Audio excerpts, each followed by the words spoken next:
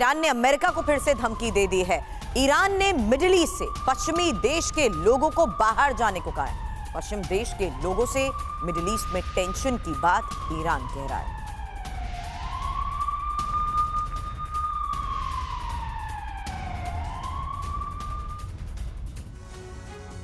तो पश्चिम की वजह से क्षेत्र में टेंशन की बात ईरान कह रहा है। अमेरिका को फिर से ईरान की धमकी है ये। और मिडिल ईस्ट में टेंशन के बीच ईरान ने अमेरिका, यूरोप को तक धमकी दे दी है। मिडिल ईस्ट से पश्चिम देशों के लोगों को बाहर जाने की बात कही जा रही है।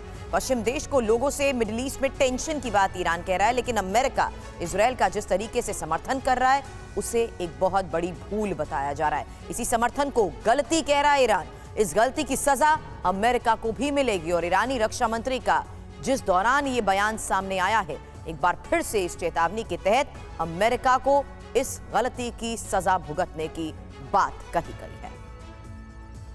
अब ईरानी रक्षा मंत्री की धमकी देने के बाद ईरान के सुप्रीम लीडर ने इजरायल को धमकी दे दी। एक और सबसे बड़ी खबर, जहां गाजा पर गिराए एक एक बॉम्ब का बदला लेने की बात ईरान कह रहा है। हमले के बाद इजरायल की जिंदगी छोटी, खमनेई की तरफ से यह बयान दिया गया।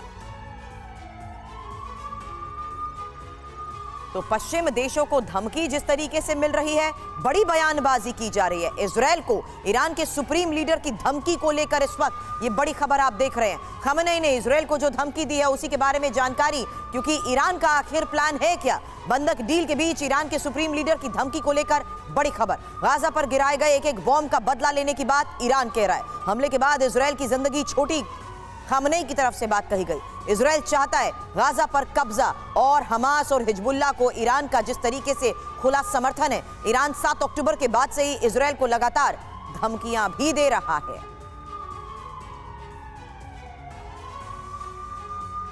और बंधक डील के बीच ईरान के सुप्रीम लीडर की धमकी को लेकर यह सबसे बड़ी खबर, जहां हम आपको बता रहे हैं कि आखिर ईरान का यह बारूदी प्लान है क्या। बंधक डील के बीच ईरान के सुप्रीम लीडर की धमकी को लेकर जो खबर सामने आई है, आपको बता दें, गाजा पर गिराए एक एक बॉम्ब का बदला लेने की बात ईरान कह रहा है। हमले के बाद इजरायल की जिंदगी छोटी, खमेनेई की तरफ से इस चेतावनी को देखते हुए अब आगे इजरायल चाहता है कि गाजा पर कब्जा हो। खमेनेई ये बात कह रहे हैं। हमास और हिजबुल्लाह को ईरान का जिस तरीके से खुला समर्थन है, ये बयान बहुत मायने रखता है, क्योंकि ईरान 7 अक्टूबर के बाद से ही इजरायल को लगातार धमकी भी दे रहा है।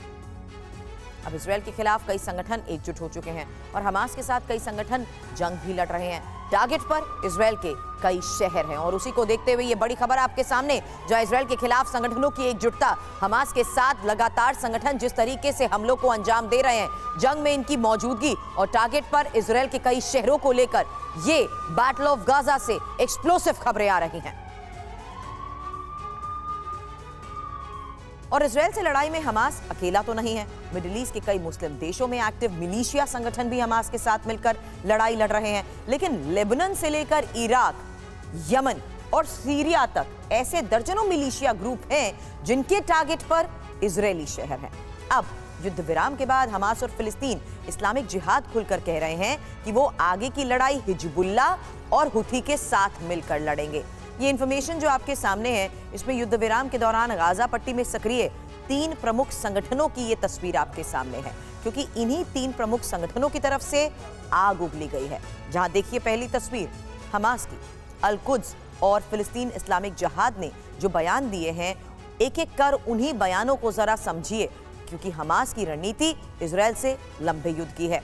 हमास इजरायली सेना को लंबे युद्ध में उलझाकर थकाने की कोशिश कर रहा है। हमास युद्ध विराम को मौके की तरह देख रहा है और इस दौरान वो अपने लड़ाकों में जोश भरने की जो कोशिश कर रहा है, उसको लेकर भी खबरें मिली हैं, क्योंकि खुद को फिर से संगठित करने में ये जुट गया है। हमास की रणनीति है हिजबुल्लाह और हुथी के साथ मिलकर एक ऐसा चक्रव्यूह तैयार किया जाए, इस तरीके से हमले को अंजाम दिया जाए जिससे इजरायल को ज्यादा से ज्यादा नुकसान पहुंचे।